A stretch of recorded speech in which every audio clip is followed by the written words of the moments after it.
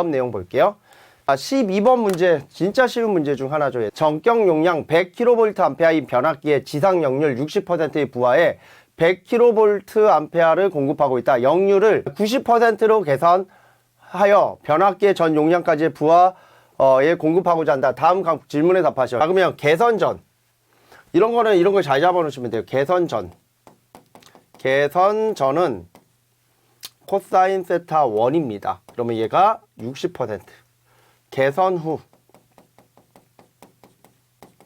코사인 세타 2가 얼마입니까? 예, 바로 90%입니다.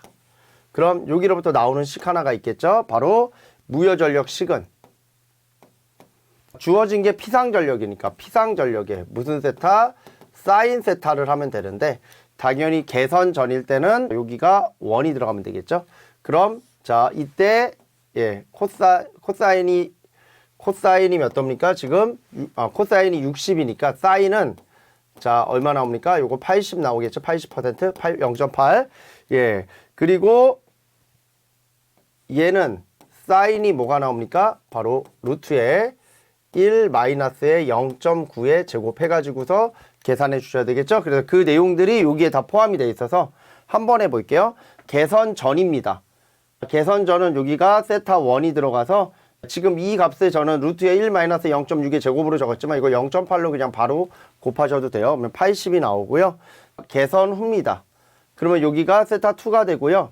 얘는 우리가 따로 구해낼 수 없으니까 같이 넣어가지고서 구해주시면 여기가 43.588이 됩니다. 그러면 콘덴서의 용량 QC는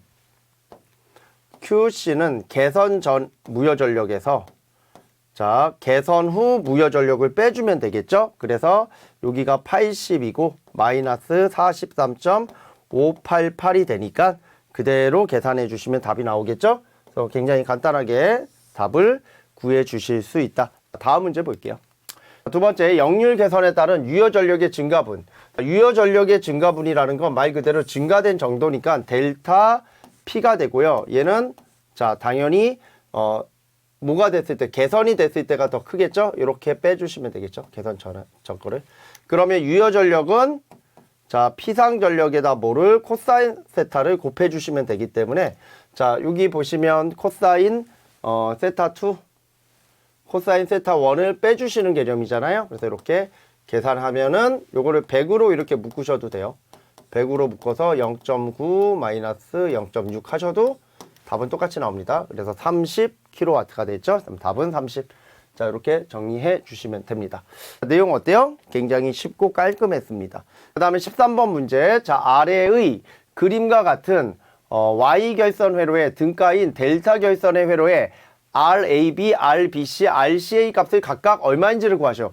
이거 저희 회로 시간에 Y델타 등가 변환 요즘에 트렌드라 그랬잖아요. 필기에서도 요즘 Y델타 등가 변환이 그렇게 잘 나온다라고 하는데 실기에서도 2023년도에 굉장히 어렵다라고 하는 문제가 Y델타 등가 변환 문제였잖아요.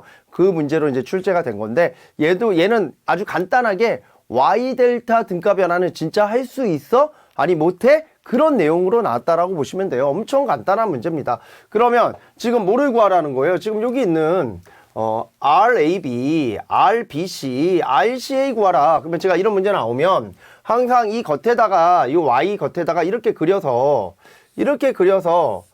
자, 여기가 바로 뭐다? RAB, 여기가 RBC, 여기가 RCA다. 이렇게 해서 문제 푸시라고 했잖아요. 그러면 식은 어떻게 나오느냐? 바로 얘를 얘로 바꾸는 거니까 Y를 델타로 바꾸는 거란 말이에요. Y를 이렇게 델타로 바꾸면 자 이때 RAB는 자 얘와 마주보고 있는 Y결선 저항이 RC잖아요. 그러면 RC가 밑으로 내려가고 요 위에는 각각의 곱배합을 한다. 각각의 곱 RA, RB, RB, RC 그리고 RC, RA 각각의 곱의 합을 한다. 이렇게 구해주시면 되고 만약에 내가 R 뭐를 구해? BC를 구한다. 그러면 R, BC랑 마주보고 있는 저항 얘랑 마주보고 있는 게 RA잖아요. 그러면 얘가 밑으로 내려가고요. 위에는 똑같겠죠. 예, 그리고 만약에 내가 RCA를 구한다. 그러면 RCA랑 마주보고 있는 저항이 누굽니까? 바로 RB잖아요. 그러면 RB가 내려가고 나머지는 똑같다. 이런 뜻이죠. 그러니까 이렇게 간단하게 문제를 풀 수 있으셔야 되는데 이 문제를 못 풀었다. 좀 심각합니다. 제가 볼 때는. 그래서 좀 공부하실 때 저는 항상 얘기 드리는 게 공부하실 때 필기서부터 좀 제대로 된 공부 학습 방법을 가지셔라. 필기 때 왜 자꾸 문답으로만 봐요? 문답으로 봐서 그 합격하시면 뭐해? 실기 때 이런 문제 나왔을 때 이때가 합격할 타이밍인데 왜 이때 합격을 못합니까? 그 얘기는 바로 뭐다? 문답으로 안 되는 영역이 실기다라는 겁니다. 그러면 이런 영역이 나왔을 때 내가 필기 때서부터 문답으로 공부 안 하고 제대로 문제 읽어가고 지문 읽어가면서 외울 거 외우면서 공부하셨던 분들은 이런 문제 나왔을 때 아 이거 당연히 이렇게 되지 하고 다 맞춰주셨을 거예요. 그래서 세 문제 나왔는데 배점도 꽤 컸다라고 하죠. 5점짜리네요. 예, 배점도 괜찮네요. 이런 문제들은 반드시 맞춰주시고 오셔야 합니다. 좀 안타깝죠. 이런 거 못 맞추면. 그래서 이번 차가 제가 볼 때는 합격률이 잘 나올 수밖에 없는 게 이런 문제들이 계속 나온다라는 거죠. 그 다음에 14번 문제. 이게는 좀 너무하다라는 생각 안 듭니까? 앞전에 뭐가 나왔어요? 건상기가 나왔죠. 지금 또 뭐 나왔어요? 양수기 펌프 나왔네. 똑같은 문제가 두 문제가 나왔다라는 거와 차이가 없잖아요. 그래서 양수기 펌프 문제, 양수기 출력 문제가 나왔습니다. 한번 볼게요. 지표상 5m에 있는 18세제곱미터의 저수조에 양수하는데 5kW의 전동기를 사용할 경우 저수지에 물을 가득 채우는데 소요되는 시간을 구하시오라고 돼 있죠. 그래서 저희가 요거 이제 건상기랑 똑같은 식이라고 해서 제가 이렇게 외우라고 항상 얘기를 드리는데 자, 요거는 여유계수 K고요. 요 여유계수. 예, 그리고 QH. Q는 유량이고요. H는 지표상 높이라고 하는 전향정이라고 합니다. 그리고 여기가 6.12. 에타가 됩니다. 이거는 효율, 양수기 펌프 효율이 되는데, 자, 여기에서, 저희가 요 6.12라는 요 수치를 가지고서 얘기를 되게 많이 하죠. 일부 책에서는 6.12를 사용 안 하고 9.8 가지고서 문제를 풀어요. 9.8이 굉장히 정밀하게 나오는데, 문제는 9.8이 되면 요 유량에 대한 게 뭐다? 세제곱미터 퍼 세크가 유량인데, 원래식은 이겁니다. 근데 얘를 저희가 얘가 나오면 9.8이 나와야 돼요. 얘를 6.12로 바꾸면서 요 식이 뭐로 바뀌냐면 여기가 민으로 바뀌는 거예요. 요 부분이 뭐로 바뀐다? 민으로 바뀌는 대신에 요 민으로 바뀌는 거를 60과 9.8의 관계를 가지고서 보시면 돼요. 그래서 요거를 뭐 해보시면 돼요? 나눠보시면 6.12가 나오는 수치가 나옵니다. 그래서 60을 9.8로 한번 나눠보세요. 6.124 요게 6.1224라는 수치가 나올 겁니다. 그래서 6.124라고 하는 수치가 9.8로 계산했을 때랑 거의 유사한 값인데 보통은 그냥 이 6.12만 사용을 한다라고 얘기를 합니다. 당연히 제 풀이도 그렇게 풀어드린 내용이고 아마 거의 대부분의 모든 풀이는 다 이렇게 풀 겁니다. 그래서 9.8로 풀지는 마시라고 되게 얘기를 많이 드리죠. 근데 6.124로 풀든가 아니면 정밀하게 풀고 싶으면 6.124까지 해서 이렇게 풀던가 아니면 그냥 6.12로 해서 그냥 푸셔도 상관없고요. 자, 이때 유량을 Q라고 하잖아요. 요 Q는 여기가 세제곱미터니까 요게 최적이고요. 요게 민이니까 시간입니다. 이렇게 적을 수 있어요. 그래서 저희는 이 식을 좀 바꿀 겁니다. 어떻게 바꿔요? 요렇게 바꾸죠. K 여기 Q 대신에 V를 적고요. 여기 H는 그대로 가고요. 6.12 에타 그리고 곱하기 뭐가 된다? 시간 T. 이렇게 들어간 식이 바로 이거죠. 유량을 이렇게 바꾼 거예요. 그러면 시간에 대한 식으로 바꾸면 이런 식으로 나온다라는 거죠. 그래서 요 V가 바로 뭡니까? 여기 보면은 최적 있죠? 세제곱미터 걔가 들어가면 되죠. 그래서 여유 계수는 1.1 들어갔고요. 그 다음에 최적 18 들어갔고요. 그 다음 지표상 높이 H 5 들어갔고요. 자, 6.12 들어갔고요. 효율이 얼마입니까? 펌프 효율 75% 0.75 들어갔고 그 다음 출력이 얼마입니까? 5kW 5 들어갔습니다. 그래서 요거 계산기 찍으면 4.313이 나옵니다. 그래서 요 단위가 요거 킬로와트입니다. 킬로와트 조심하셔야 되죠. 4.313 그래서 4.31 분이 된다. 이렇게 간단하게 푸는 문제.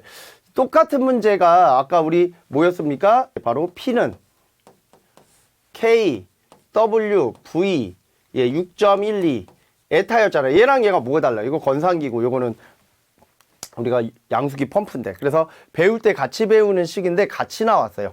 이런 경우 흔치 않습니다. 하여튼 요 시기에 이렇게 나왔다라는 건 맞춰 주셔야 되는 뜻이죠. 그 다음에 15번 읽어볼게요. 요건 조금 복잡할 수 있어요. 삼상 삼선식 배전선로의 말단에 1000kW 역률 80%인 평형 삼상 부하가 있다. 자, 전력용 콘덴서로 역률을 100%로 개선되었을 때, 자, 기분 좋은 숫자가 나왔네요. 우선은 역률 100%라는 단어가 나오면 기분이 좋죠. 예, 이 선로의 다음 사항은 역률 개선 전에 몇 %가 되는지를 구하셔. 역률 개선 전에 몇 %가 되는지를 구하래요. 자, 부하에 대한 전압은 6000V이고 선로의 길이는 3km, 선로의 임피던스는 여기 보면은 per km 나왔죠? 그러면 요거는 이렇게 계산을 미리 하고 들어가시는 게 좀 더 편할 수 있어요. 그래서 여기가 0.9가 되고 플러스 J에 여기가 1.2 이렇게 들어가도 상관없어요. 저라면 이렇게 풀려고 할 겁니다. 근데 제가 풀이에서는 이렇게는 안 풀었는데, 그래서 이 문제가 언제 나왔냐면 2022년도 3회차 문제잖아요. 100.6점짜리고 충분히 최근에 나왔던 문제니까 충분히 보실 수 있었을 거라고 생각은 듭니다. 자, 그래서 첫 번째 전압 강화를 구할 건데, 저희가 수업 시간에 이런 얘기 많이 합니다. 전압 강화 식이 실기에서는 두 가지가 나오는데, 보통 이 앞에 나오는 요 식은 주력이 필기고, 필기가 주력이고, 실기에서 만약에 나온다 그러면 이렇게 전류가 나오는 경우, 요 전류가 나오는 경우에는 요 식을 사용을 하고, 실기의 주력은 얘라 그랬잖아요. 요게 실기의 주력식이고, 자, 얘를 쓸 때는 뭐가 나왔을 때? 전력이 나왔을 때. 그래서 저희 문제 보시면 뭐가 나왔습니까? 여기 보면 전력이 나왔잖아요. 전력 나온 거 보입니까? 그럼 이렇게 전력이 나오면 어떤 식을 사용하면 돼요? 뒤에 있는 요 후자식, 요거를 사용하면 되죠. 요거. 그래서 제가 수업 시간에 항상 요거 되게 강조 많이 했잖아요. 실기 때는 요 식 많이 사용하기 때문에 만약에 문제에서 출력이라는 단어가 나오고 전압 강화 또는 전압 강화율이라는 단어가 나오면, 아, 이 식으로 문제를 풀면 되겠구나. 요렇게 좀 알고 계시라고 얘기를 드렸습니다. 자, 그러면 개선 전의 역률. 개선 전이 0.6이죠. 개선 전 코사인 세타 1이 0.6이고요. 개선 후는 코사인 세타 2가 1이 되죠. 예, 그래서 요거 가지고서 보시면 되는데, 우선 요 식에다가 그대로 집어넣을 거고요. 자, 이때 나오는 요 전압 있죠. 요 전압을 우리는 수전단 전압 또는 부하 전압이라고 하고, 아무 말이 없는 전압은 다 요 전압이라고 보시면 돼요. 그래서 앞에 얼마를 주어졌냐면 6000을 주어졌는데, 이 6000을 제가 6이라고 적습니다. 그리고 요 전력이 얼마입니까? 1000kW인데 얘를 1000이라고 적어요. 즉, 둘 다 10의 3승을 날린 거예요. 얘를 1000을 적은 대신에 뒤에 10에 곱하기 10의 3승이 있고, 얘도 곱하기 10의 3승이 있는데 어차피 지워질 거니까 애초에 안 적은 거예요. 이렇게 푸셔도 돼요. 예, 그리고 여기가 뭐가 나오냐면 R이죠. R은 아까 여기가 0.9가 나온다 그랬고요. 자, 요거 1.2가 나온다 그랬죠. 리액턴스 X. 자, 그 다음에 탄젠트 세타는, 자, 얘는 코사인 분의 사인이잖아요.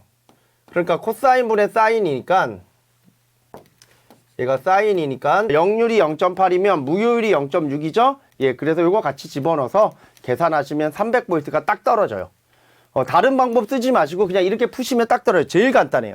그러니까 제가 항상 얘기 드린 게, 전력이 나왔어. 그러면 전력이 나왔으면 이 식에다 갖다가 그냥 대입만 해. 그러면 답 나와. 이렇게 얘기를 드립니다. 이렇게 보시면 되고, 그 다음에 개선 후는 뭐가 0입니까? 개선 후는 역률이 지금 1이니까 뭐가 0이야? 무효분이 0이겠죠. 이게 0이 나오겠죠. 왜? 사인 세타가 0이니까. 사인 세타가 0이니까 코사인이 1이면 사인 세타는 0 될 거 아닙니까? 그럼 얘가 0이면 탄젠트가 0입니다. 그러면 어떤 식만 나와요? 바로 요 앞에 식만 나오죠. 그래서 식이 이렇게 간단하게 바뀐 거예요. 그죠? 예, 그러면 거기다 그대로 대입하시면 또 답 나오겠죠. 150 나와요. 그러면 하나는 300이고 하나는 150이니까 몇 나옵니까? 예, 개선 전과 개선 후는 50%가 나오겠죠. 이렇게 간단하게 보시면 되고요. 다음 문제 보더라도 전력 손실입니다. 항상 우리 전력 손실에 대한 식 P는, 자, Y자승 R인데, 문제는 얘가 3상이면 여기가 3 들어가면 되는 거고, 만약에 단상 2선식이면은 2가 들어가면 됩니다. 한 선당 전력에 보다 3배를 해주시면 된다라는 거죠. 그래서 그 식이 이게 나오잖아요. 이거 얼마나 우리가 많이 강조하는 문제입니까? 예, 그래서 굉장히 많이 강조했던 전력 손실에 대한 내용인데, 자, 이때 전류 I를 구할 때는 요 I는 뭐 우리 루트 3배의 자, 여기가 전압 V고, 자, 여기가 피상전력일 때는 이렇게 들어가지만 여기가 유효전력일 때는 뭐로 나눈다? 역률로 나눠야 돼요. 그래서 개선 전 역률은 여기가 1인 거고 개선 후 역률은 여기가 2가 되는 거예요. 그러면 개선 전은 여기가 몇이다? 0.8이 되는 거고 개선 후는 여기가 1이 되는 거예요. 그래서 그 부분만 잘 체크하시면 돼요. 나머지는 다 똑같아요. 다. 그러면 여기 보시면 여기가 0.8이 됐고 여기가 1이 된 거 보이세요? 여기를 코사인 세타 1이라고 여기를 코사인 세타 2라고 생각하시면 되겠죠. 제가 일일이 다 적기 힘들어서 요 정도만 적은 거예요. 그러면 아까 요거는 아까 0.9라고 했고요. 여기도 0.9고. 왜 둘 다 똑같아요? 둘 다 R이어야 하니까. 그죠? 예, 그래서 이렇게 나와요. 왜 X는 안 들어가요? 종종 그런 분들 계세요. 왜 X는 안 넣어요? 전력 손실 식이 I자승 R이잖아요. 유효전력이잖아요. 그죠? 이렇게 나오면 되고 그때 식에 대한 값을 각각 이렇게 두 개를 구해서 여기다 집어넣어서 퍼센트로 구하는 이런 문제입니다. 자, 약간 어려울 수 있는데 저희 수업 시간에 풀었던 전압 강화 문제들에 비하면 얘네는 너무 쉽고 단순한 문제입니다. 그래서 이런 문제도 나왔을 때 이렇게 좀 잘 풀어주신 분들 합격하셨을 겁니다. 자, 넘어갈게요. 자, 16번 문제 퍼센트 임피던스를 이용한 단락 전류 구하는 문제인가요? 자, 볼게요. 100메가볼트 암페어 154kV의 삼상 변압기가 있다. 자, 이 변압기의 2차 측에 삼상 단락 사고가 발생하였을 때 단락시 전류는 몇 암페어인가 라고 되어 있죠. 자, 이 변압기의 퍼센트 임피던스는 2.34%이다. 근데 이 문제는 제가 계속 보면서 곰곰이 생각했는데 여기에 2차 측이거든요. 고장이 났을 때 2차 측이라는 고장이 붙을 텐데 이 2차 측이 붙었는데 왜 지금 이 전압이 몇 차 측인지에 대한 내용이 안 나올까? 그래서 몇 차 측 전격 전압이다 이런 식으로 나와야 되거든요. 근데 그런 내용들이 나와 있질 않아서 우선은 그냥 아무 생각 없이 퍼센트 임피던스에 그냥 단순 대입하여 푸는 형태의 문제구나 이렇게 생각을 하고 푸십시오라고 합니다. 보통 이런 패턴의 문제들은 필기 때 나오는 패턴이죠. 실기 때 진짜 안 나오는 이렇게 단순한 패턴들은 실기 때 나온다라는 게 그렇게 흔치 않는데 진짜 단순하게 퍼센트 임피던스로 문제를 풀어라. 그래서 퍼센트 임피던스에 대한 단락 전류는 퍼센트 임피던스 분의 뭐가 됩니까? 100이 되고요. 거기에 이제 전격 전류를 곱해 주시면 되겠죠. 그래서 이 전격 전류라는 게 바로 뭐가 되는 겁니까? 루트 3배의 전압 V에 요게 P가 되는 거죠. 그러면 여기 보시면 요게 기준 용량이 100V 암페어. 그 다음에 154kV가 1차인지 2차인지는 모르겠지만 우선은 하나밖에 없으니 걔가 이쪽으로 들어간다라고 생각해서 문제를 풀어주시면 답이 이렇게 나옵니다. 그래서 퍼센트 임피던스를 얼마로 줬습니까? 2.34%를 줬죠. 그래서 나오는 거는 이렇게 답이 나온다라는 거. 답 자체는 워낙에 깔끔하고 쉽기 때문에 우리 수험생분들이 푸시기에는 아주 간단한 그런 패턴의 문제입니다. 어렵지 않습니다. 충분히 할 수 있습니다. 그래서 이렇게 해보시면 되겠죠. 그래서 항상 공부를 하실 때는 방향이 되게 중요한데 이 방향을 또 이제 선생님들이 잘 잡아드려야 돼요. 그래서 엉뚱한 데서 삽질하지 않게끔 막 어려운 문제 막 이거 막 풀어봐 막 해가지고 진짜 막 힘든 문제들만 막 풀어. 그러면 이렇게 쉽게 나올 때는 힘든 문제 내가 왜 풀었지 이렇게 할 수도 있어서 항상 이게 쉬운 문제들을 원활하게 다 풀 수 있는 상태에서 선점적으로 이제 어려운 문제들 고배점 문제들을 풀 수 있게끔 이렇게 옆에서 이렇게 좀 지도해주고 말씀을 해주셔야 조금 더 이런 문제들이 나올 때 대응하기가 좋습니다. 자, 17번 문제 보도록 할게요. 이것도 엄청 쉬운 문제입니다. 가로가 12m. 자, 요 높이가 좀 잘못됐어요. 높이가 요게 6m가 아니라 18m가 돼야 돼요. 요거 18m로 바꿀게요. 그래서 높이가 18m. 이렇게 18m. 높이가 18m인 사무실의 평균 조도 200럭스를 얻기 위하여 전 광속 3600 루멘의 형광등 40W짜리 2등용을 사용하였을 때 필요한 등수는 즉 40W 2등용짜리 요 형광등의 등수를 구하라는 겁니다. 자, 그때 조명률은 0.5고요. 감각 모상률은 1.3이고 기타 요인은 무시한다. 자, 얘는 번대기라고 하는 식 있죠. PUN 번 대 DEA 번대기라고 하는 식. 그래서 뭐는 바로 등수 N은 DEA를 뭐로 나눈다? FU로 나눈다. 그래서 요거를 같이 계산하시면 자, 얘가 1점, 감각 보상률이 1.3이고요. 그리고 조도가 200이고요. 그리고 밑변 곱하기 높이니까 12 곱하기 아까 저거 6이 아니라 18이라 그랬죠? 18. 여기 보시면 18로 돼 있죠? 예, 18. 그 다음에 3600 곱하기 0.5 해서 요거 계산기 찍으면 31.2 해서 32등 하나를 올려야 되겠죠? 우리가 31.2라고 하는 소수점에 대한 등기구는 없잖아요. 그래서 요 소수점을 뭐 한다? 흔히 말하는 절상.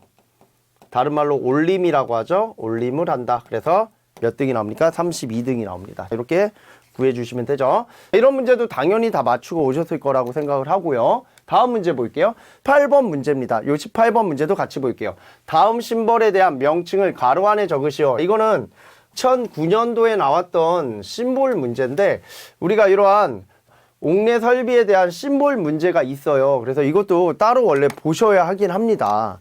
그래서 그런 내용들을 좀 같이 보시면 자 여기에 G가 나오죠. 여기 보시면 G.